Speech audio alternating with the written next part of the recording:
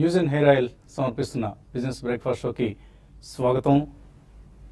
Stock markets లో Asian markets లో ఒక మిక్స్డ్ ట్రెండ్ కనిపిస్తుంది. ఉదయం జపనీస్ మార్కెట్ ఇండియాకి సంబంధించిన ఇండెక్స్ నికాయ్ స్ట్రాంగ్ గా ట్రేడ్ అవుతుంటే మిగతా ఇండిసెస్ లో కొంత మిక్స్డ్ ట్రెండ్, స్వల్ప లాభాలు స్వల్ప నష్టాలు కనిపిస్తున్నాయి. And last night US markets కూడా స్వల్ప నష్టాలతో ముగిశాయి. డౌ జోన్స్ వరుసగా 6వ సెషన్ ను నష్టాలతో ముగించింది. ప్రధాన కారణాలు రెండు. హెల్త్ కేర్ బిల్ మీద ఏదైతే ఓటింగ్ జరగాల్సి ఉందో హౌస్ లో అది పోస్ట్ పోన్ అయింది, ఇవాళ రాత్రికి పోస్ట్ పోన్ అయింది. సో ఒక కాన్సెన్సస్ ను Donald Trump US president Donald Trump సాధిస్తారా లేదా అన్నది ప్రశ్నార్థకంగా ఉంది ఇప్పుడు. అండ్ ఆయన అయితే ఈ బిల్ కి సపోర్ట్ చేయాల్సిందే అంటూ రిపబ్లికన్స్ ను ఆదేశించారు. సో రిపబ్లికన్స్ ఈ ఆదేశాన్ని ఎంత మేరకు పాటిస్తారు, ఎంత మేరకు తల ఒగ్గి ఓటింగ్ అనుకూలంగా వేస్తారన్నది వేచి చూడాలి. సో ఈ నేపథ్యంలో యుఎస్ మార్కెట్స్ లో కొంత వీక్నెస్ కనిపించింది. అలాగే వీక్లీ జాబ్లెస్ క్లైమ్స్ డేటా కూడా కొంత అంచనాల కంటే ఎక్కువగా రావడం చూస్తున్నాం. కాబట్టి అది కూడా కొంత మార్కెట్స్ నెగిటివ్ గా తీసుకున్నాయి. ఆల్ ఇన్ ఆల్ యుఎస్ లో ట్యాక్స్ రిఫార్మ్స్ ముందుకు వెళ్తాయి లేదా, అలాగే border tax president Trump's most favourite subject border tax అనేది. సో ఆ బోర్డర్ ట్యాక్స్ ని అమలు చేయగలుగుతారా లేదా, ఇటువంటి కన్సర్న్స్ యుఎస్ లో వ్యక్తం అవుతాయి. ఈ నేపథ్యంలో డాలర్ స్టడీగా ఉంది. ఆయిల్ ధరలపై సప్లై ఓవర్ హ్యాంగ్ కొనసాగుతుంది. అంటే ఆయిల్ ధరలు కొంచెం నెగిటివ్ ట్రెండ్ లోనే ఇంకా కొనసాగుతున్నాయి. సో వన్ మార్కెట్ సంబంధించి నిఫ్టీ నిన్న 9080 ఈ లెవెల్ ని నిలబెట్టుకుంది అండ్ అవుట్ పెర్ఫార్మ్ చేసింది ఇతర మార్కెట్స్ ను. ఇన్ఫాక్ట్ నిఫ్టీ గత కొంతకాలంగా మన మార్కెట్స్ గత కొంతకాలంగా అటు డెవలప్డ్ మార్కెట్స్ ను ఇటు regional markets like Asian markets ను కూడా ఆర్ ఎమర్జింగ్ మార్కెట్స్ ను కూడా అవుట్ పెర్ఫార్మ్ చేస్తూ వస్తున్న సంగతి తెలిసింది. ఇయర్ టు డేట్ చూస్తే నిఫ్టీ 11% లాభంతో ఉంటే emerging markets MSCI emerging market index 7.6% లాభంతో ఉంది. అలాగే షాంఘై లాంటి ఇండిసెస్ లో ఓన్లీ 4.7% గ్రోత్ మాత్రమే చూసాం ఈ ఇయర్ లో ఇప్పుడు దాకా. సో ఇండియన్ మార్కెట్స్ లో ఒక లిక్విడిటీ గష్ అనేది ఎక్కువగా మనకు కనిపిస్తున్న అంశం. బోత్ ఫారిన్ ఇన్స్టిట్యూషనల్ ఇన్వెస్టర్స్ నుంచి మన స్వదేశీ ఇన్వెస్టర్ల నుంచి కూడా ఇన్వెస్ట్మెంట్స్ ఎక్కువగా వస్తున్న సమయం మనం చూసాం. ఫర్ ఇన్స్టెన్స్ మార్చిలోనే చూస్తే 21,000 crores ఇప్పుడు దాకా ఎఫ్ఐఎస్ క్యాష్ మార్కెట్స్ లో కొన్నారు. సో దీనికి ప్రతిగా డొమెస్టిక్ ఇన్స్టిట్యూషనల్ ఇన్వెస్టర్స్ 8,758 కోట్ల రూపాయల వర్త్ స్టాక్స్ ను క్యాష్ మార్కెట్స్ లో అమ్మడం చూస్తున్నాం. కాబట్టి ఫారిన్ ఇన్స్టిట్యూషనల్ ఇన్వెస్టర్స్ నుంచి ఒక స్ట్రాంగ్ కాన్ఫిడెన్స్ ఇండియన్ మార్కెట్స్ పట్ల మనకు వ్యక్తం అవుతోంది. సో అందుకే మనం ఎప్పుడు పదే చెప్తున్నాం by and dips by and dips by and dips అంటూ ఒక మంత్రం లాగా చెప్తున్నాం. సో మార్కెట్స్ ఎప్పుడైతే ఒక స్టెప్ వెనక్కి వేస్తున్నాయో తర్వాత దశలో మళ్ళీ 2 steps ఫార్వర్డ్ అంటే రెండు అడుగులు ముందుకు వేస్తున్నాయి. కాబట్టి మార్కెట్స్ కు ప్రతి డిప్ ని ప్రతి డిక్లైన్ ని బయింగ్ అనుకూలంగా తీసుకోవాల్సిన పరిస్థితి గత కొంతకాలంగా మనం చూస్తున్నాం. సో అదే ఇప్పుడు కూడా మనకు కనిపిస్తుంది. సో నిఫ్టీ రోజువారీ కదలికలతో మనకు సంబంధం లేదు, అది ఓన్లీ ట్రేడర్స్ కే సంబంధం. మనం ఈ కార్యక్రమాన్ని చూసేవాళ్ళు ఎక్కువ మంది ఇన్వెస్టర్స్ కమ్యూనిటీ ఎక్కువ కాబట్టి so long term trend bullish గా ఉంది అన్న అంశం కొనసాగుతుందా లేదా ఈ పరిస్థితి అదొకటే గమనిస్తూ ముందుకు వెళ్ళాలి. ఒకవేళ medium to long term trend లో ఏదైనా మార్పు వస్తే మాత్రం అప్పుడు ఇన్వెస్ట్మెంట్ డెసిషన్స్ రివ్యూ చేసుకోవాలి. అదర్వైజ్ బీ బులిష్, ఏమీ ఇబ్బంది లేదు. ఎప్పుడైనా తగ్గినప్పుడు బయింగ్ అనుకూలంగా దాన్ని వాడుకుంటూ ఉండండి. ఎందుకంటే ఈ నెలలో కూడా మనం చూస్తే నిఫ్టీ ఆల్మోస్ట్ 1.96% పెరిగింది. అండ్ అఫ్కోర్స్ డాలర్తో రూపాయి కూడా చాలా స్ట్రాంగ్ గా ఉంది. ఇది కూడా కొంత ఎఫ్ఐఎస్ ని అట్రాక్ట్ చేస్తున్న అంశం. కరెన్సీ స్ట్రాంగ్ గా ఉంటే మా ఎఫ్ఐఎస్ అది అనుకూలంగా ఉంటుంది కాబట్టి. సో 9019 నిన్నటి మొన్నటి లో లెవెల్, ఈ లెవెల్ ని వాచ్ చేస్తూ ఉండాలి. అలాగే 20-day మూవింగ్ యావరేజ్ ఏదైతే ఉందో ఐ థింక్ 8996 సమీపంలో ఎక్కడ ఉంది. సో దాన్ని కూడా ఇన్వెస్టర్స్ కేర్ఫుల్ గా వాచ్ చేయాలి, అంటే ట్రేడర్స్ కేర్ఫుల్ గా వాచ్ చేయాలి. సో ఒక రేంజ్ అనేది మనకి ఇక్కడ కనిపిస్తుంది. 9020 అంటే నేను చూసిన లో 9019 ఏదైతే ఉందో అది లోవర్ లెవెల్లో, అండ్ 9170 ఈ మధ్య మనం చూసిన క్లోజింగ్ హై. సో ఈ రేంజ్ లోనే నిఫ్టీ కదలాడుతుంది కాబట్టి సో దాన్ని ఈ రేంజ్ నిలబెట్టుకున్నంత కాలం నిఫ్టీకి ఎటువంటి ప్రమాదం లేదని అనుకోవాలి. సో ఫారిన్ ఇన్స్టిట్యూషనల్ ఇన్వెస్టర్స్ మళ్ళీ ఒక 2 రోజుల సబ్జ్యూడ్ బయింగ్ తర్వాత నిన్న మళ్ళీ 1000 crores వర్త్ స్టాక్స్ ని వాళ్ళు కొనడం చూసాం. అలాగే 12-13 స్టాక్స్ F&O బ్యాన్ లోకి వెళ్తున్నాయి. వాటిని కొద్దిగా కేర్ఫుల్ గా వాచ్ చేయండి. Like Oriental Bank, Sintex, Wockhardt, JSW energy, Century Textiles, JP Associates, HDIL. So ఈ స్టాక్స్ అన్ని కూడా ఎక్స్పైరీ కూడా దగ్గర పడుతుంది కాబట్టి ఈ స్టాక్స్ లో కేర్ఫుల్ గా ఉండాలి. అండ్ మరొక కీలకమైన మార్కెట్ లో development Yes bank QIP Yes bank QIP launch చేసింది. సో ఆల్మోస్ట్ ఆల్రెడీ ఇప్పటికే వార్త వస్తుంది, 2.5 times ఓవర్ సబ్స్క్రైబ్ అయింది ఎస్ బ్యాంక్ క్యూఐపి అన్నది. సో గతంలో ఒక 6 నెలల క్రితం క్యూఐపి ఫెయిల్ అయింది, అప్పుడు ప్రైసింగ్ కన్సర్న్స్ కారణంగా. ఇప్పుడు మళ్ళీ అప్పుడు 1350 రూపీస్ అనుకున్నారు ఇష్యూ ప్రైస్, ఇప్పుడు ఆల్మోస్ట్ 1500 రూపీస్, 1499 దగ్గర ఫ్లోర్ ప్రైస్ ఏదైతే ఉందో ఆ ప్రైస్ దగ్గర షేర్లు కేటాయిస్తారు క్వాలిఫైడ్ ఇన్స్టిట్యూషనల్ బయర్స్ కి. సో అది ఒక significant development for the private banking sector. So ఒక హైయర్ లెవెల్స్ దగ్గర కూడా షేర్స్ కొనుగోలు చేయడానికి అపిటైట్ ఉంది ఇన్వెస్టర్స్ నుంచి అన్నది మనం గమనించాలి. అది ఎస్ బ్యాంక్ కావచ్చు, ఇండస్ఇండ్ బ్యాంక్ కావచ్చు, కోటక్ బ్యాంక్ కావచ్చు, ఇవన్నీ చాలా స్ట్రాంగ్ గా ముందుకు వెళ్తున్న బ్యాంక్స్ ఇవి. వీటిలో ఇన్వెస్టర్స్ చాలా ఇన్స్టిట్యూషనల్ ఇన్వెస్టర్స్ ప్రత్యేకించి ఎగబడి పొజిషన్స్ తీసుకుంటున్నారు. అండ్ ఎన్పిఏ ఇష్యూస్ సంబంధించి నిన్న కూడా ఫైనాన్స్ మినిస్టర్ ఒక స్టేట్మెంట్ ఇవ్వడం చూసాం. ఎన్పిఏ ఇష్యూకి త్వరలోనే maybe in the next few days ఒక పరిష్కారాన్ని కనుక్కుంటాం అంటూ ఆయన చెప్పడం జరిగింది. ఇదంతా కూడా బ్యాంకింగ్ ఫైనాన్స్ రంగానికి సంబంధించిన అనుకూల అంశం. సో ఈ అంశాలను గమనిస్తూ మనం ముందుకు వెళ్లాల్సిన తరుణం. వీకెండ్ సమీపించింది. టెక్నికల్స్ ఏమంటున్నాయో రాజేంద్ర గారు చెప్తారు. సో ఎటువంటి టెక్నికల్ ట్రెండ్ మనం గమనిస్తున్నాం. వీకెండ్ వచ్చింది కాబట్టి ట్రేడర్స్ ఎటువంటి పొజిషన్స్ తీసుకోవచ్చు? ఐ థింక్ మీరు చాలా క్లుప్తంగా చెప్పారండి. బేసిక్ పొజిషన్ అనేది డెఫినెట్ గా ట్రెండ్ ఈజ్ అప్ అండి. Medium to long term trend ఏదైతే ఉందో అది డెఫినెట్ గా అప్ ట్రెండ్ ఉంది. సో ఇన్వెస్టర్స్ ఎవరైతే long term are medium term కి కొంటారో వాళ్ళు రియల్లీ వరీ అవ్వాల్సిన పనే లేదు.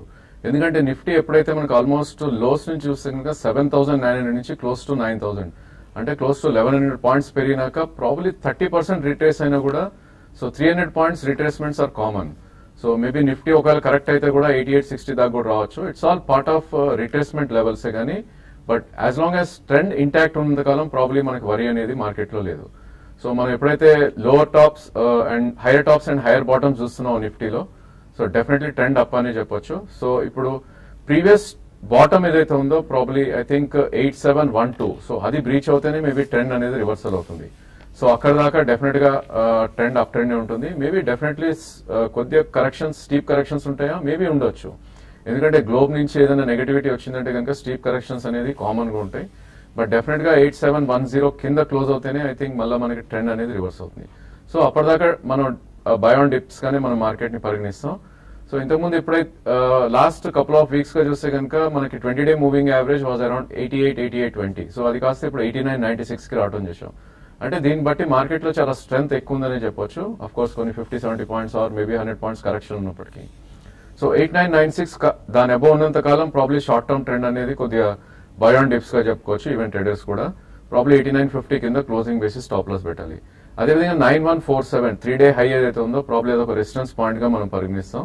దాన్ని మనం సప్లై జోన్ గా చూస్తాం. సో ప్రాబ్లీ 9150 అండ్ 9000 రేంజ్ లోనే నెక్స్ట్ కపుల్ ఆఫ్ వీక్స్ గా ట్రేడ్ అయ్యే అవకాశాలే నిఫ్టీలో ఎక్కువ కనిపిస్తున్నాయి.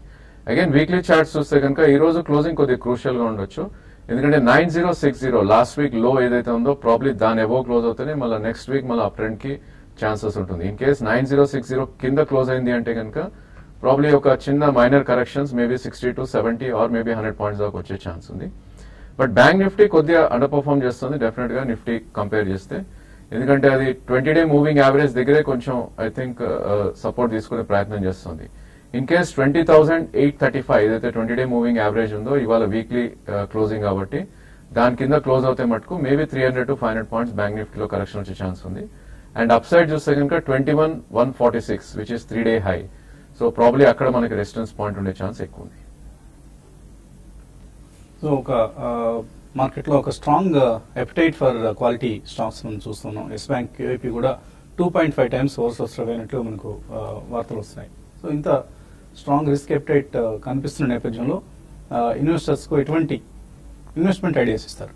మనం గ్లోబల్ ర్యాలీలో ఉన్నాం. అంటే ఆల్మోస్ట్ వరల్డ్ వైడ్ ర్యాలీ ఇదే. మనం ఇండియా కూడా పర్ఫార్మ్ చేస్తుంది కానీ అవుట్ పర్ఫార్మ్ చేస్తుంది. మన కరెక్షన్ వచ్చిన రోజు కూడా అన్ని మార్కెట్స్ వచ్చినాయి. అంటే దీన్ని బట్టి మనం గుర్తుపెట్టుకోవాల్సింది ఏంటంటే ఇండియాలో ఏమి బ్యాడ్ న్యూస్ లేని రోజు కూడా మార్కెట్ పడే రిస్క్ లాంటి మార్కెట్ లో ఉన్నామండి. So we should be prepared for it. దానికి మనం ఎటు రెడీ అయ్యి ఉండాలి.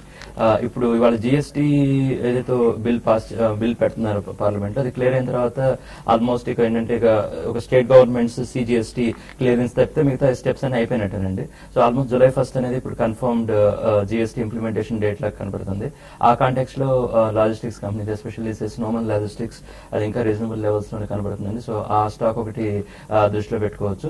ఇన్ జనరల్ లాజిస్టిక్స్ లో అన్ని పర్ఫామ్ చేయొచ్చు. సో స్నోమెన్ లాజిస్టిక్స్ మంచి గ్రూప్, మంచి పెడిగ్రీ ఉన్న మేనేజ్మెంట్ గ్రూప్ తో వస్తుంది కాబట్టి నెంబర్స్ కూడా అన్ని బాగానే ఉన్నాయి. అంటే యాక్చువల్గా 2 quarters బ్యాక్ కొద్దిగా పర్ఫార్మెన్స్ వీక్ అయ్యేటప్పటికప్పుడు స్టాక్ కూడా ప్రెషర్ లోకి వచ్చింది. కానీ ఇప్పుడు ఏంటంటే GST తో పాటు మంచి పర్ఫామ్ చేసే అవకాశం ఉన్న కంపెనీ లాగా కనపడుతుంది. ఓకే అండి, కాలర్స్ లైన్ ఉన్నారు. మొదటి కాలర్ గన్నవరం నుంచి విజయ్. హలో, అడగండి విజయ్. నమస్తే సార్. ఏదంటే నా ఆర్ట్లో అమరావతి ఒకటి JSW పవర్ గ్రిడ్ ఈ పెర్ఫార్మ్ చేయట్లేదు. ఇప్పుడు డిమార్ట్ ను రీగార్డు తీసుకోవచ్చా? ఓకే, ఆయన నాన్ పెర్ఫార్మింగ్ స్టాక్స్ ప్లేస్ లో DMart and V-Guard 2 consumption related stocks కి ఆయన షిఫ్ట్ అవుదాం అనుకుంటున్నారు కావచ్చు. డిమార్ట్, వీగార్డ్ 2 గ్రేట్ కంపెనీస్ అండి. కాకపోతే ఏంటంటే 2 ఇప్పుడు ఉన్న లెవెల్స్ లో ఏంటంటే అంటే మీరు అక్కడి నుంచి స్విచ్ అయ్యి ఈ లెవెల్స్ లో ఇప్పుడు ఫ్రెష్ గా ఇన్వెస్ట్ చేయాలనేది కొద్దిగా ఆలోచించాల్సిన విషయం. అయితే డిప్స్ వచ్చినప్పుడు కొనుక్కునే ప్రయత్నం చేయండి, తప్పలేదు. సో ఇంత హై లెవెల్స్ లో కొంటే మీకు ఇమీడియట్ గా గెయిన్స్ అంత ఫాస్ట్ గా కనపడకపోవచ్చు అండి. సో 2 కూడా consumption themes. Next 2 to 3 years వ్యూతో తప్పకుండా తీసుకోవాల్సిన స్టాక్స్, మీ పోర్ట్ఫోలియోలో ఉండాల్సిన స్టాక్స్. కాకపోతే జగన్నాథ్ గారు చెప్పినట్లుగా డిప్స్ లో తీసుకోండి. ఇంత హై వాల్యుయేషన్స్ దగ్గర తీసుకోవచ్చా లేదా అన్నది కొద్దిగా రిస్కీ బెట్ అవుతుంది. డిప్స్ వచ్చినప్పుడు తీసుకోండి, లేదంటే ఒక 2-3 ప్రైస్ పాయింట్స్ పెట్టుకుని మొదటి ప్రైస్ పాయింట్ గా ఇక్కడ, తర్వాత తగ్గినప్పుడు ఫర్దర్ గా తీసుకోవచ్చు. విజయ్ భాస్కర్ అనంతపురం నుంచి. హలో, అడండి విజయ్ భాస్కర్. హాయ్ సార్, నేను Trident and SpiceJet shares కొన్నాను. ప్రస్తుతానికి అవి ప్రాఫిట్ లో ఉన్నాయి. సో హోల్డ్ చేసుకోమంటారా 2 to 3 years కి, ఆర్ అమ్మేసుకోమంటారా? 3 years అంటే ఈ మధ్యలో చాలా పరిస్థితులు మారొచ్చు. స్పైస్ జెట్ లాంటి స్టాక్ లో ఎస్పెషల్లీ ట్రైడెంట్ ప్రాబ్లం లేదండి. అంటే మనం ఎప్పటి నుంచో చెప్తున్న స్టాక్. సో మన ప్రోగ్రామ్ లో కూడా చెప్పాము, మీరు తీసుకొని ఉంటే మంచిది.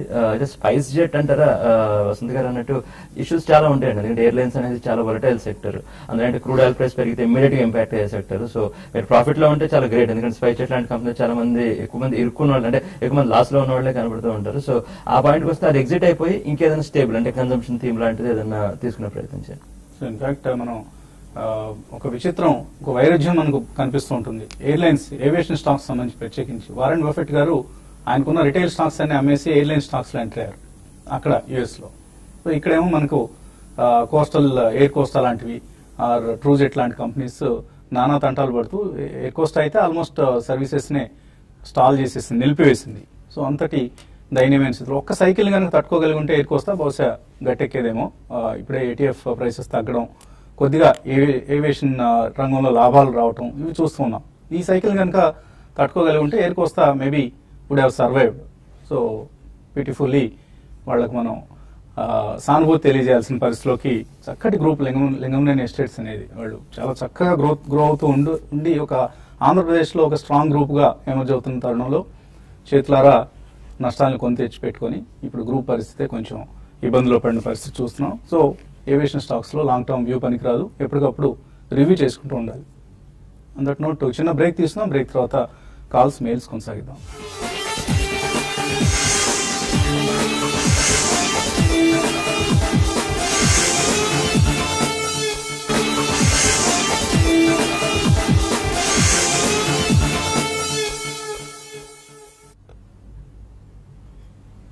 న్యూస్ అండ్ హెయిర్ ఆయిల్ సమర్పిస్తున్న బిజినెస్ బ్రేక్ఫాస్ట్ షోకి తిరిగి స్వాగతం. తర్వాత కాలర్ లైన్ లో ఉన్నారు నరేందర్.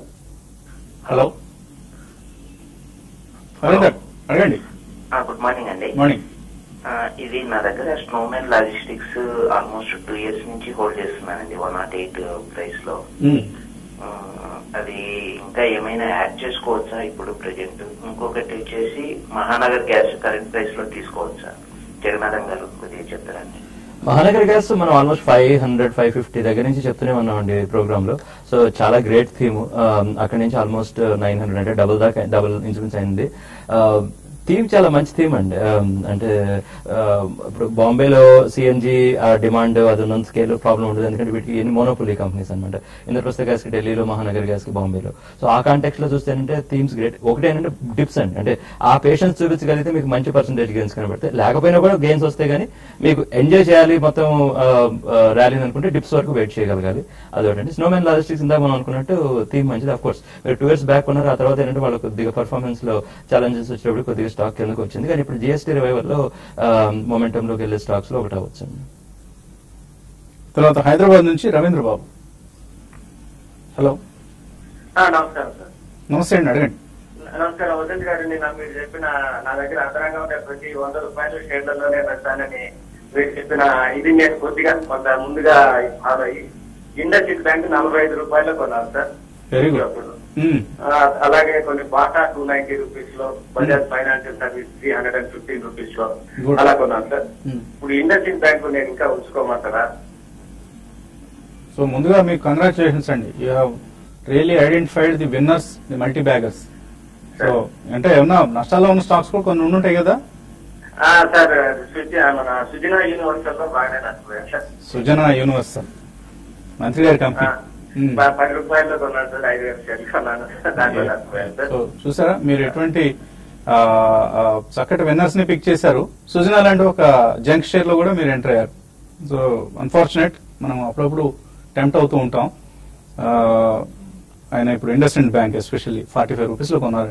అది ఒకటండి. ఇప్పుడు మీరు అంత మీ గ్రేట్నెస్ అనేది స్టాక్ సెలక్షన్ ఒక పాయింట్, అది పక్కన పెడితే ఇన్నాళ్ళు ఉండటం గ్రేట్. హోల్డ్ చేసి రెండోదే చాలా పెద్ద విషయం. చాలా మంది ఫస్ట్ చేయగలుగుతారు కానీ 45 లో కొంటే మా అయితే 55 బేవత్సం అనుకుని 100 రూపీస్ అమ్మేస్తారు. యాక్చువల్ గా మీరు రెండు చేయగలిగారు కాబట్టి ఎక్స్ట్రాడినరీ అండి. సో హోల్డ్ చేయండి. ఏంటంటే ఇక ఫ్యామిలీ సిల్వర్ అంటారు. ఇక అవి నెక్స్ట్ జనరేషన్ క్రాష్ చేయడమే కానీ ఇప్పుడు ఎందుకంటే మీకు డివిడెండ్స్ అంతకంటే ఎక్కువ వచ్చేసి ఉంటాయి. అంటే మీకు ఎటు ఫ్రీ. సో ఇక వదిలేయడం బెటర్ అండి. రోజువారీ షేర్ ప్రైస్ చూసి దాని గురించి పెద్ద అనాలిసిస్ చేయకూడదని, చేస్తే అనవసరం కన్ఫ్యూజ్ అవుతారు, చేయకపోవడం బెటర్ అండి. లేదు, మీకు ఏదన్నా బాగా డబ్బు అవసరం ఉన్నప్పుడు అట్లాంటి సమయాల్లో అమ్ముకోవాల్సింది తప్ప ఇప్పటికిప్పుడు అమ్మాల్సిందిగా మేమైతే సజెస్ట్ చేయం. Hold on to your gems among the stock market అన్నమాట. శ్రీధర్ తిరుపతి నుంచి. Hello, good morning sir. Morning అండి. సార్ నేను గిరి ఇండస్ట్రీస్ 270 తీసుకుంటాం ఈ రేట్లో కొనుక్కోవాలి సార్. ఆ తర్వాత అసాయి మోనో 270 లో కొన్నాను. ఏదండి? అసాయి సాంగ్ మోనో 270 లో కొన్నాను. Asahi song. ఓకే. గిరి ఇండస్ట్రీస్ ఈ రేట్లో కొనుక్కోవాలి. గిరి ఇండస్ట్రీస్ కొద్దిగా ఫండమెంటల్ ప్లేతో పాటు స్పెక్యులేషన్ బాగా ఉన్న కౌంటర్ ఇది. It's totally I think probably speculation stock అని చెప్పొచ్చండి. ఎందుకంటే ఇది 2010 లో ఆల్మోస్ట్ 680 రూపీస్ నుంచి 4 రూపీస్ దాకా పడిపోవడం చూసాం 2013 లో. సో ఇలాంటి మూవ్మెంట్స్ మళ్ళా 300-400 అవటం అంటే pure gambling or speculation game గానే మనం పరిగణిస్తాం. సో నా ఉద్దేశంలో ఇలాంటి స్టాక్స్ ట్రేడింగ్ కే యూజ్ చేయాలి కానీ I think you shouldn't invest అండి ఇలాంటి స్టాక్స్ లో. సో 233 మనకి స్వింగ్ లో ఏదైతే ఉందో 5 month లో ప్రాబ్లీ అది మీ స్టాప్ లాస్ ఉంటుంది ఇన్ కేసు మీరు కొనాలి అనుకుంటే కనుక. 273 కరెంట్ మార్కెట్ ప్రైస్ ఉంది. ఇన్ కేస్ మార్కెట్ రికవర్ అవుతే కనుక 405 నుంచి 430 దాకా వెళ్లే ఛాన్స్ ఉంటుంది. బట్ స్ట్రిక్ట్ స్టాప్ లాస్ తోటి యూ కెన్ ఎంటర్. అదేవిధంగా అసాయి సాంగ్ ప్రాబ్లీ ఇది కొద్దిగా అప్ ట్రెండ్ లోనే స్టాక్ అండి. I think all time high లోనే స్టాక్ ట్రేడ్ అవుతుంది. 248 కరెంట్ మార్కెట్ ప్రైస్ ఉంది. మేబీ దీని కీ సపోర్ట్ అనేది 218 దగ్గర ఉంది. అలాగే దీనికి 200-day moving average 224. So fresh positions తీసుకోవాలి అంటే మేబీ కొద్ది కరెక్షన్ కోసం వెయిట్ చేసి 224 నుంచి 210 దాకా వెయిట్ చేయొచ్చు. లేదు అంటే కనుక మేబీ 20% ఇక్కడ మీరు కొని ఐ థింక్ 10%, 15% కరెక్షన్స్ లో బ్యాలెన్స్ మీరు పిక్ చేయొచ్చు. సో ఇంకా కాలర్స్ వెయిట్ చేస్తున్నారు. అలాగే మెయిల్స్ కూడా మనకు చాలా అందాయి కానీ సమయం మించిపోయింది. కాబట్టి మరిన్ని వెల్త్ క్రియేషన్ ఐడియాస్ మనం TV5 మనీలో పంచుకుందాం. ఇక్కడ నుంచి చిన్న బ్రేక్ తీసుకున్న తర్వాత కీప్ వాచింగ్ TV5.